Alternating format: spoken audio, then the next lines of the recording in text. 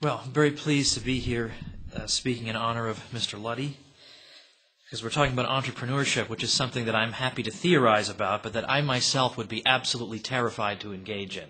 For all my radical ideas, I'm extremely conservative when it comes to my own property. I'm terrified of losing it, or what if I make the wrong decision? But these are the types of burdens that the entrepreneur bears. He risks his own property, puts his own wherewithal at risk in the service of an idea, in the service of some new good or service that he can provide to people and that he believes people will want.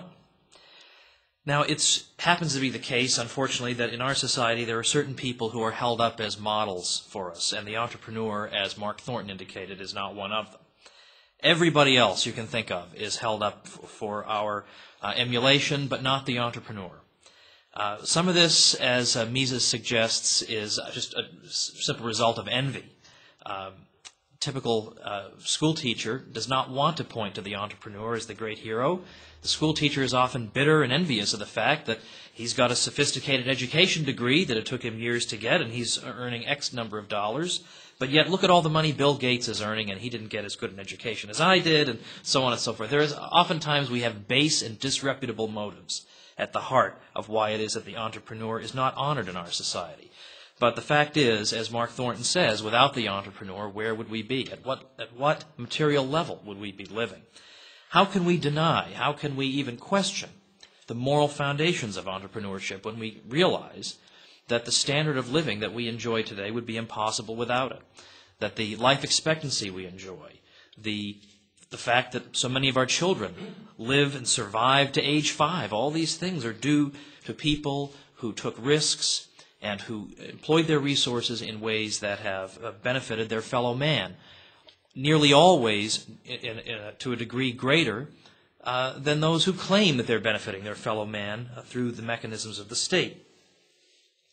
Now, the entrepreneur is a steward of the things of the earth. And if he's a good steward, he's rewarded. If he's a poor steward, he is punished. This is one of the great aspects of entrepreneurship, because it guarantees that the resources we have in this world, which are scarce and that have to be employed to the most urgent ends, are in fact so employed. This is no small matter. The entrepreneur likewise uses the talents that he has been given in a way that is not merely self-indulgent, but that permits him to share his gifts with others, improving their lives through the good or service that he brings to the market. And the fruits of his work also give him the wherewithal with which to be generous toward his fellow man and to engage in works of philanthropy, as indeed our honoree today has done. He shows us that the way to wealth and higher standards of living is not through looting each other by means of the state, but through creativity and through intelligent risk-bearing. There has developed over the past generation what one might call a theology of entrepreneurship.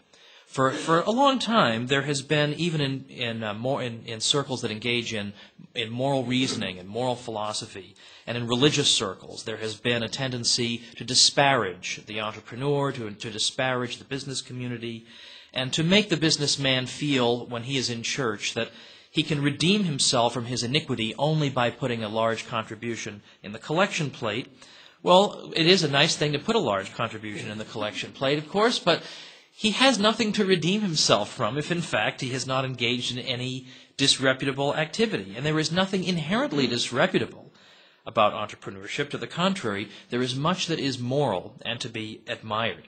We should recall from the parable of the talents that God wishes to reward those who do not simply take what has been given to them and bury it away, but who in fact multiply it, through their intelligence and through their application of their resources to some greater end.